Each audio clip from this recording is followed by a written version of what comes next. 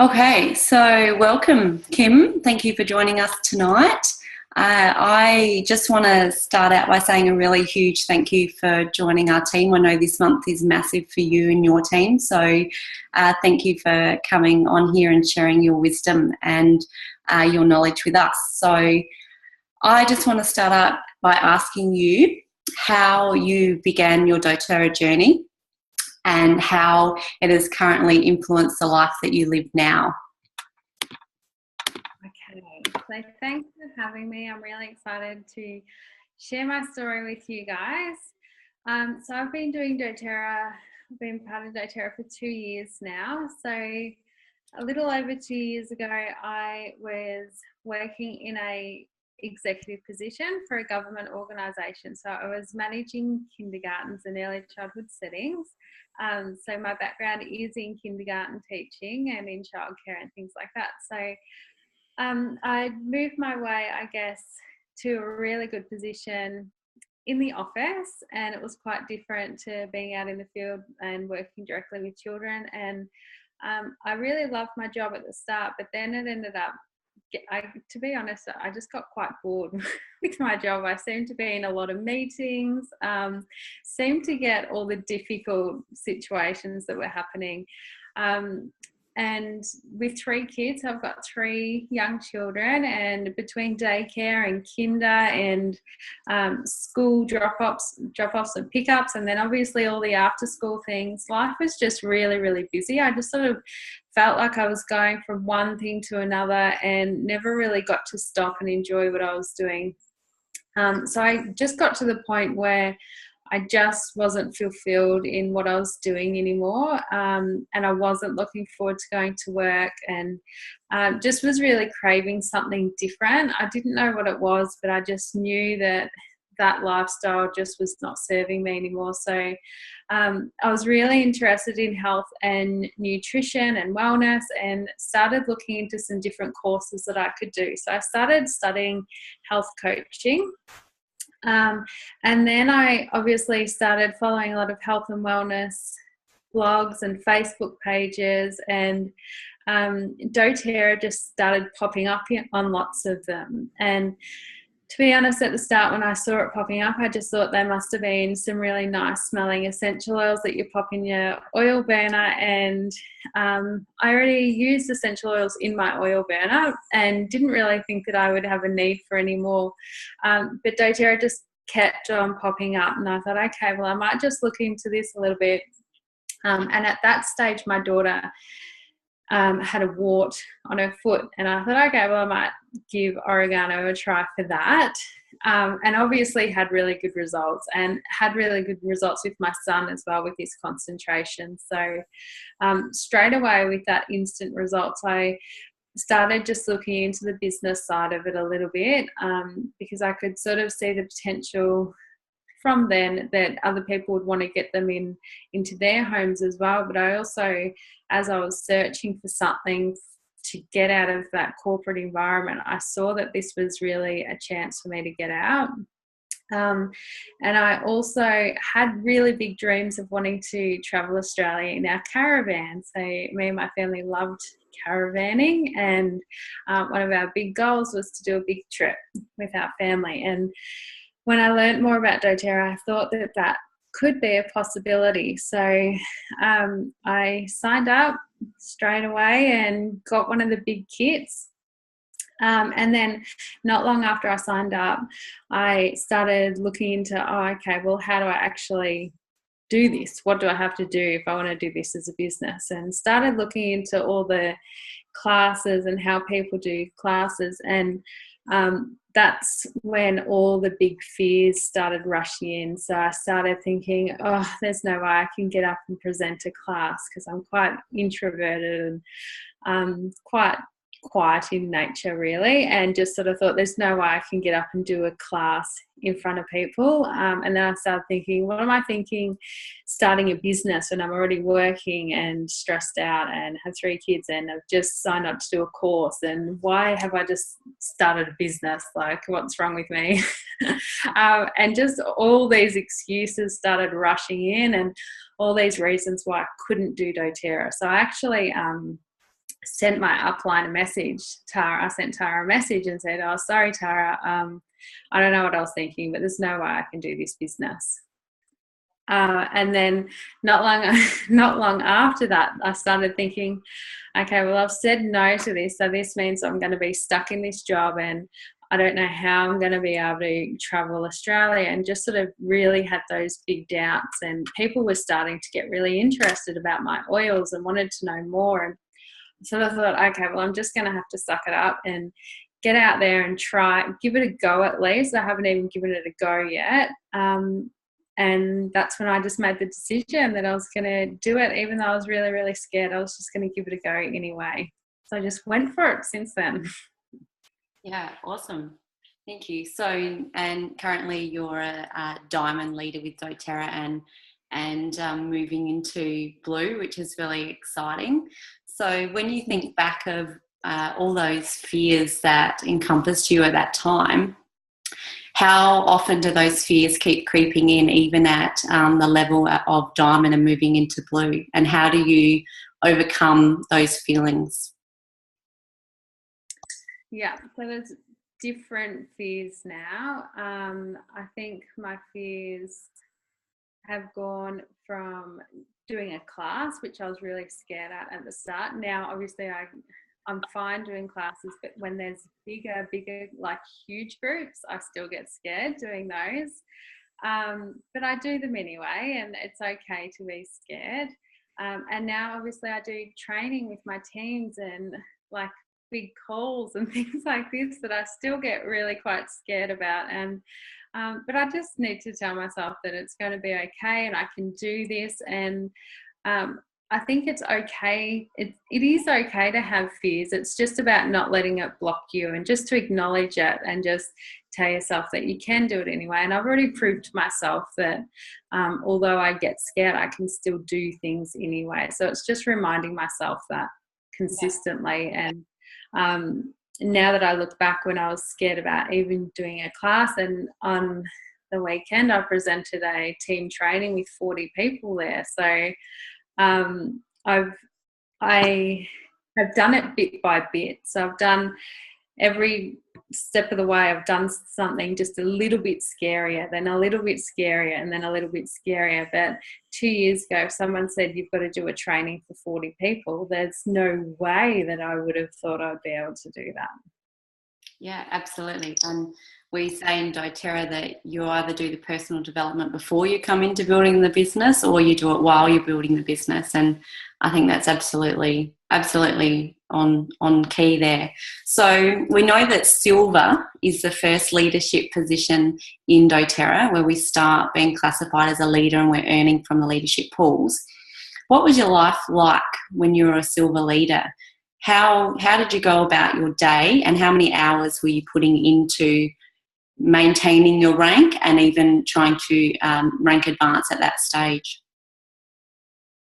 Yeah, so when I decided that I was going to go for it anyway, my first initial goal was to get to gold, because that was sort of what I had decided with my husband. We'd had a conversation on what would be my rank to be able to quit my job. And we decided that rank gold, I would be able to quit my job. So from the moment I said yes until I hit gold, I was just really doing as much as I could to be able to get out of my position and reach gold. So I was putting in a lot of work, but I was also obviously working in my other job and have my kids and studying at the same time. So I was doing 1 to 2 classes a week. I would do a class on a Sunday or a Thursday night. They were the 2 times that I'd set myself to do classes. And then the rest of my doTERRA work, so reaching out to people and connecting with my team and all the follow-ups and things like that, I just did them at night. So I tried not to take up any of the time with my kids with doTERRA. So I would do it at night when they were in bed. And even sometimes on my lunch break at work, and just any bits and pieces of time that I could find, basically, I would be fitting doTERRA in there. But at night when the kids were in bed, that's when I dedicated maybe an hour or 2 most nights. But I loved my business right from the start. And I couldn't wait to get into it and do bits and pieces at night time when the kids were asleep. So so right until, I think it took about 7 months before I was able to quit my job when I reached gold. So I was putting in quite a bit of work, but I would say probably a couple of hours a day here and there when I could. Beautiful. So you're consistently putting in time for revenue raising for towards your business, no matter what it entailed. There was something each day that you were doing towards getting to gold. Yeah, definitely. My phone calls and things like that I would just do during my lunch breaks, and that's when I would be speaking to people, because obviously I wouldn't be calling people at 9 or 10 at night. That's probably when I was doing most of my learning and probably the online type stuff, but contacting people and reaching out and things like that were on my lunch break and any bits of time I could. And then at night was just my social media and learning and training as I was going. Yeah, beautiful. So knowing what you know now as a diamond leader, would you do anything different as a silver leader? Or what would you tell your silver self, seeing that silvers obviously make up what a diamond leader is now? What would you tell your silver self now that you know? I would tell my silver self not to be scared to tell people about the business opportunity. When I very first started, so my enroller was from Queensland. I'm from Victoria, and she wasn't able to come and show me a class, which was fine. Obviously, I watched trainings online and things like that, but I wasn't very confident doing my classes and rarely spoke about the business and didn't speak about LRP very much as well. I think it was just a confidence thing, and so now I would definitely tell my silver self to just really develop my belief in the business, which obviously I have a very strong belief in it now. But I think it's really important to have that right from the start when you're out there sharing doTERRA, so people really can get the benefits of that monthly loyalty rewards program, and also know that there is a business opportunity available for them if they're interested. Yeah, absolutely. So how important are people being on loyalty rewards and the wellness consults when it comes to retention and maintaining rank, do you think? It's extremely important. It's probably one of the most important things to be able to duplicate yourself and grow a really strong business. So our business model is around duplication, and I think the LRP is just such a strong foundation for our business, so we don't have to keep. So I was enrolling probably about 18 to 25 people a month when I first started. If I was getting so many more on loyalty rewards back then, it would have made it a lot easier for me, and I would have been maintaining ranks a lot quicker. But I think, and I wasn't even really doing a lot of wellness consults at that stage because I just didn't even know about them. But I think that not only is it brings stability to your business, but I think it's best practice for them, for your customers, so they know what's available to them. And I think it's just a really great way to build relationships with your customers and support them and get them to learn about the different products and learn different ways to use the oils and really embrace that lifestyle instead of just trying to work out what they're going to do with their 10 new oils. If they can really get that training and support right from the start, it just sets a really great foundation for them as customers, but also for your business as well. Yeah, even though it may feel like you're spending a lot of time with trying to catch up with people, particularly if you are a high enroller, but it is 100% worth your investment of time. Absolutely. Yeah, fantastic. Yeah. So now at Diamond, moving into Blue, what is your role, and how do you allow your leaders to step into their roles of going from silver to gold? And how much do you put to them to be able to step into their roles? So basically stepping back as a leader and allowing them to come into their own light. How do you go about encouraging them to do that? Yeah. So I think as leaders, it's our job to give them the tools that they need, so the information that they need to build their business.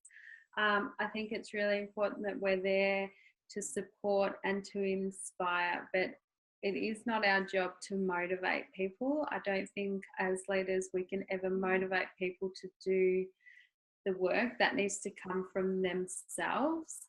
But if we can just be there and lovingly give them support that they need, the motivation needs to come from them, but we need to have those support tools like the systems that we give to people. So whether that's Edge or Share Success or whatever your team uses, but I think there needs to be some sort of system for everybody to use. But then as individual business owners, they are the ones that, so our team are the ones that need to find that motivation and to be able to build their own business and do the work. So we need to meet people where they're at, because some people really want to go into it really, really fast, which is really exciting, but some people just want to take their time and do it at their pace. So we really need to lovingly support people where they're at and what they want to do with their own businesses. Yeah, beautiful. So as we go through the ranks, we also pick up those leaders and they shine throughout as we grow our businesses. How important do you find is continuing your personal enrollments, even though that you've got this beautiful leadership team growing underneath you? How important is it to always maintain personal enrollments, do you think? I think it's extremely important, especially if you want to continue to grow. I think, especially when you get to ranks like Platinum and Diamond, it is quite easy to just maintain and support. And even some of the other, like even some people in Silver and Gold, they sort of get into that support role where they're just supporting their team and being there for their team, but they're not actually continuing to grow and bring more people into their business. So I've definitely found that with Diamond, I was getting very, very comfortable in Diamond and could easily have just continued to be there for my team and support them and not even think about a fifth team and continuing to grow. But something that really inspires me to keep moving forward is to keep spreading the word with these oils and introducing new people. So I think it's really important that I keep getting out there and meeting new people and growing my business and being inspired, because I think the moment that you meet new people and teach them yourself about these oils, it's when you get that inspiration back and that excitement back in your business. Yeah, absolutely. So talking about inspiration, so we talk about a why in doTERRA, and the why drives us forward. So has your why changed from when you began doTERRA to what it is now? Yes, it's changed a lot. So as I said, when I very, very first started, it was really, so my goal was to quit my job, and my why, I guess, was to be able to have that quality time with my children. So I just didn't want to be rushing with my children anymore. I wanted to have that really good quality time. So once I was able to quit my job, my why continued that I wanted to spend that quality time with my children. That's when we wanted to do our trip up the East Coast. So last year we did that. We did our 6-month trip in our caravan up the East Coast. And that was a really big vision for me. And I actually remember when I very first started that we didn't have to, but it was an exercise that we did as a team, that we wrote down our dream day, what our perfect day would look like. And I remember writing down in detail what my perfect day would be. And it was about waking up by the beach in our caravan with my family and spending the days exploring and at the beach and going to parks and quality time with my husband. And I remember on my trip that I got to live my perfect day, and I got to live it for 6 months. And it was the most incredible experience to remember back to that and how much I really longed for that and wanted it. And then there I was living my perfect day. So since then, my why has changed, and my why now is to support as many people to be able to live their perfect day as well. So that's something that really drives me. And one of my favourite things in the world is to really support my team to reach their goals. And I work really, really closely, as I'm sure most leaders do, with my team to help them achieve their goals. And that is definitely my biggest why at the moment. So as many people as possible can live their ideal day. Beautiful. Yeah, that's perfect. Love that. So what do you do? We talked about personal development. What do you do so that you are continuing personal development whilst building your doTERRA business?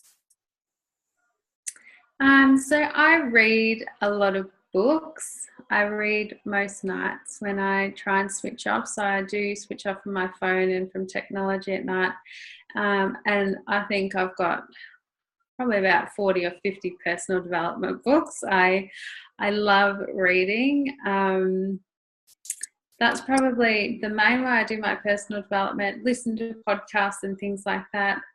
So my daily practice rituals, so in the morning I do journaling and really set goals. I've obviously got a vision board and do a lot of manifesting and things like that. But I do have a daily practice that I do every single day, which would be my journaling. And I've actually got a really big whiteboard, which is just behind me, and it's got my whole tree on it, and it's got a bit of my vision board on there as well. And like up there at the moment, it's got I am Blue Diamond April 2017. So I do a lot of those statements around the house and on my boards and look at that quite often throughout the day.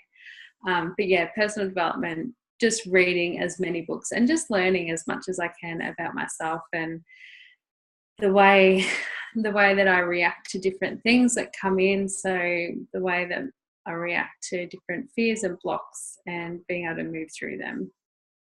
Yeah, beautiful. So doTERRA offer us amazing opportunities to enhance our business. How important do you feel that attending leadership and convention are, and how pivotal has it been in your business? Any doTERRA event that comes up, I am there straight away. And I think that is real, even though I could easily say that I've been to so many and there's nothing more I can learn, which is obviously untrue. I think that there's just so much more that I pick up. Every single event that I go to, I just pick up just different things along the way. But the biggest thing that I pick up is just the inspiration from other people, and that sisterhood and that feel of being part of something so much bigger than what you're just doing. Like when you're at home working, it's just so much bigger than that. You're actually changing lives and you're part of such a big, beautiful community with the most amazing people. And I think if you're starting a doTERRA business, then you want to know what it's all about. You want to know who some of the owners are and who works at the corporate office. So I think if you're going to invest into a business and be part of something, you want to know what it's all about. So I will continue to go to every single event that I possibly can. Perfect. Yeah, me too. We'll see each other at all of them, which is amazing. So yeah. I first want to ask you, so if you were starting out, what is 2 top tips that you would give to someone brand new to the doTERRA business when they first start out? I think when you're first starting out, it's really important to just try lots of different things that might feel good for you. So I know that when I started, for me, classes worked really well for me. I got really good results when I was out there doing classes at people's house. There are a lot of people in my team that work better with one-on-ones. There's people that go out and do markets. I tried a few events in like yoga studios and gyms and things like that, but it didn't work so well for me. But I know that there's a lot of people in my team that it does work really well for. I approached a few businesses that didn't really have great results, whereas there's people in my team that have approached businesses and had incredible results. But I just tried everything. Like I tried all sorts of different things, and some things worked, some things didn't, but I gave it a go. So I think that if people can just be really, really brave and see what is their thing, their niche, and see what works for them, I think it will really help grow their business. Yeah, beautiful. And so, yeah, so that would be my first thing. The second thing I would definitely say is it's really important in this business to be really resilient. I know that especially as mums, we tell our kids to bounce back and keep on trying and things like that. But very often as adults, when we're out there trying new things that don't work, it's really easy to bring on the excuses and say, oh, I just don't have time for this, or I can't do it, or I'm too busy with the kids. But I think it's really important to have that resilience and just bounce back and keep trying different things right from the start. Yeah, absolutely. Absolutely. If you guys want to ask Kim any questions while I ask her this next one, just pop them through in the chat. Now, Kim, what do you think is the most important thing when you are planning to rank advance for the month, and what steps would you normally take when you know that you are going to go for that next rank or go for your goals for that month? Yeah, so definitely. So I use rank planners.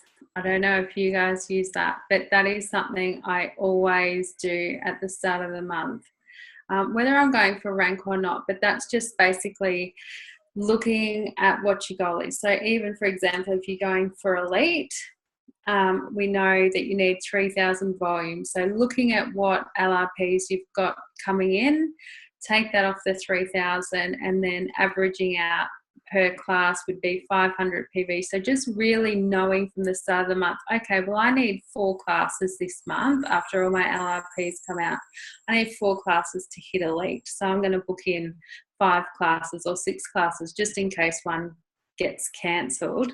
And really just having a plan right from the start, because if you just start your month and say, I'm going for elite this month, I've got a class booked, without having any sort of plan, it's really just sort of hoping, like you're sort of hoping that you're going to get to elite, but you don't even know like if that's possible. But I know that if I need 3 classes to get elite, but I've got 4 or 5 classes booked just in case, then I've got a really clear plan there and I know that it's going to happen. So obviously I'm going for a really big goal at the moment, and all my teams that I'm working really closely with, we've filled out those rank planners, and well, it's been a massive, massive month for me, but we knew what we needed and we made sure that that was booked in, and we even booked in extra classes just in case. So the rank planners are something that I've done right from the start since I've been going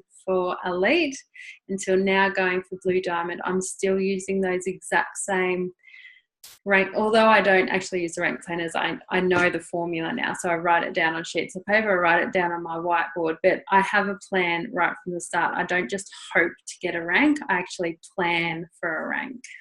Absolutely, and that's why you've been successful. So it's that forward planning. I looked back on my last few planners for my ranks, and it's funny to see the dates that you put down and how you're actually achieving them by those dates. So I think there's a lot of value in the rank planners, and that's why I encourage my girls to do that as well. So do you start planning halfway through the month before, making sure that you're booking in classes? How far in advance, when you're rank advancing, do you start booking in your following month classes? Yeah, so halfway through this month, I would aim to have all the next month set up as well. So all the next month's classes. Yeah. And your team does as well? Yeah, that's what my team does. So from the start, I have always done 4 to 6 classes a month. And that's what I did. I've done pretty much the whole way. This month, obviously, I've had really big goals, and I think, I've probably done about 20 classes this month. I don't even know how many I've done, but obviously most of them are with my team, like people doing the business, and a couple have been my own as well. But definitely from the start of my own classes, I was aiming between 4 and 6 classes. Excellent. So Julianne's just got a question. So in 2 years, you've got to blue. Did you think you would get there that quick? And how did you set goals as in little goals at a time? Yeah, so I actually set a goal for every single rank when I very first started. I actually I had a look today what my goals were to hit Blue Diamond. My goal for Blue Diamond was actually December. So I had I had really big goals when I first started, and it's obviously gone out a little bit longer. I don't think I knew from the start how much work was actually required to go from things like Diamond to Blue Diamond. Obviously, it's quite a big jump. But I did set goals right from the start, and they have sort of extended a little bit as I've gone along, which is fine because I've needed to reevaluate and try and work out where my team's at and what their goals at. So my goals need to match my team's goals as well. Or obviously I need to continue to work with other people that their goals do match my goals. But they have changed along the way. So my goal when I hit Diamond, so it took me 18 months to hit Diamond, and that was my goal. So that was one of my first goals. But then I thought by December I would have been Blue Diamond, but it's gone out a little bit longer than that, obviously, and that's completely fine. So but yeah, right from the start I had big goals, really big goals. I knew from the start that eventually I would get to Diamond and Blue Diamond. Yeah, and so you just made goals each rank and just slowly worked towards. We worked each month by planning, preparing, doing the workshops, all those things that you just said to us. Because blue doesn't just happen. It's work, isn't it? Yeah, that's right. That's right. Have we got any other questions for Kim?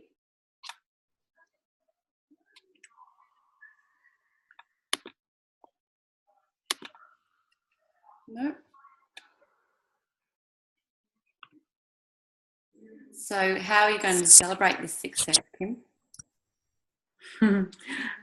So we've organised a big team party. So I live out on some acreage, and we've got like a bit of a forest type thing in our backyard, and we've organised a big bonfire for our team. So all my local team from Victoria are going to come, and we're going to have a big bonfire and a big party in my backyard, and we're all going to go camping and things. So it's going to be really, really fun, and we've been planning it for a little while. So we've got that all going well, which I'm sure it's all going to happen. But yeah, we'll be celebrating at the end of next month, and then I'll be able to go to Perth and celebrate with everyone there as well. So yeah, really excited. And it's so important to celebrate your successes and identify that you're reaching those goals in your doTERRA business. And so have you celebrated each rank that you've met? How have you felt each time you've hit rank or met your goals?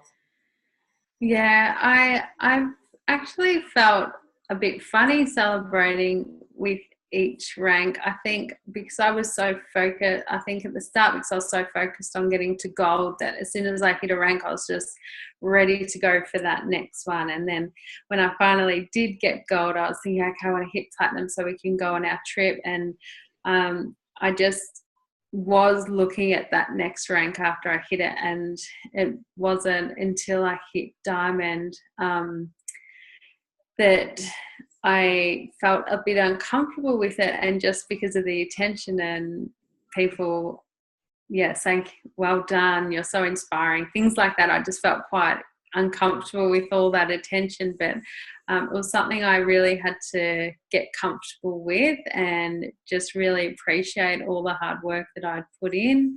And actually I did a little activity with my team, because I did acknowledge that that was something that I was doing a fair bit. So when I was platinum, I realized that I wasn't really enjoying each rank and celebrating. So I decided to write myself a letter. And I wrote myself a letter for when I hit diamond, and it was a letter saying, "Dear Diamond Kim," and it was a letter to myself congratulating myself and saying what I had achieved and what it meant for me and my family. And that when I did eventually hit diamond and was able to read that letter, it was really, really beautiful, and I was really proud of myself when I read that letter. So I've actually got a letter for my blue diamond self, and I've got a letter for my presidential diamond self as well. And that's something that I've done with my whole team as well, so they can really celebrate when they get to those ranks. Oh, beautiful. I really love that idea. I think that's like a little letter in a bottle. That's fantastic. I love that. So Linda's asked, did you start from an advocate and hit each rank each month, or did you jump to one in particular?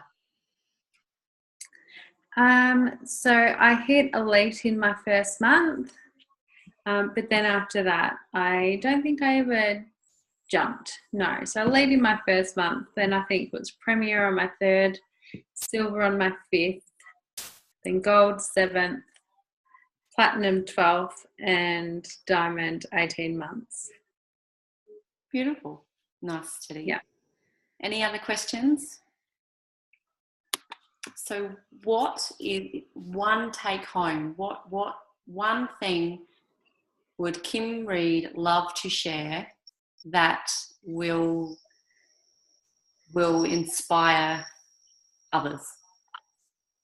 So I just want you all to be brave, and don't think that you need to be an outgoing person and somebody that's full of confidence and somebody that's good at public speaking or wants to get up and present to class, because you don't need to be any of that. All you need to do is be yourself and just be a little bit brave. Even if you feel really, really scared, just step out of your comfort zone and amazing things will happen. Beautiful. Thank you. I do have another question here. Sorry, Kimmy. So obviously we use essential oils, and that's how we're growing our business. So do you have a favourite blend to share with us that you use and you love? I use the emotional set a lot. And I'm not sure if you guys do this, but I do anchor in different goals that I have. Yeah. So at the moment, my blue diamond blend is passion. So I use that every day at the moment to anchor in blue diamond. So at the moment, every single morning when I sit down at my computer and get going to work, I get my passion and breathe it in. And before I start, I really think about what blue diamond means to my family. But then I also think about my whole team and what it means for them and how it can inspire them and what their new ranks mean for them and their families. So I anchor in at the start of my day, depending on what I'm going for. And obviously this is a really big month, but passion's my favorite at the moment. I just adore it, and it obviously means a lot to me this month, but it does change every month. I have a different anchor. Yeah, I do the same. I find it very, very empowering, and passion's a good one, the inspiring blend. So it's very good. So Kellyanne's just asked, what are your top tips for booking classes and getting people out of the mindset of sales party type classes? Yeah, so with my classes, my very first class I had at my house, and I just did the standard Facebook invite, and I invited like 30 to 40, like pretty much every female friend that lived nearby. I invited them all. And only my mum and my sister-in-law came because I didn't reach out to anyone and I didn't tell them what I was doing. I just Facebook invited them all and expected heaps of people to be interested in come, which obviously didn't work. So I obviously really early on had to reevaluate how I was going to get people to come along or get to classes. So all those people that I reached out to that didn't reply or said they couldn't make it, I just started reaching out to them individually and had conversations with them, and asked if they would be interested in having a class at their house.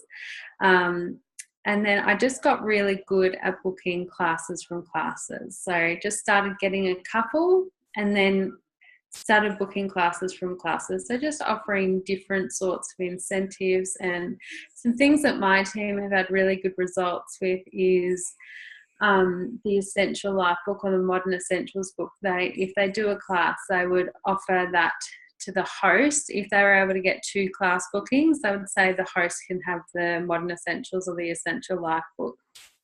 And the host always really wants that book, so they'll definitely encourage their friends to try and book a class as well. And we've had a lot of good results with that, and most people are getting classes from classes because people want those books.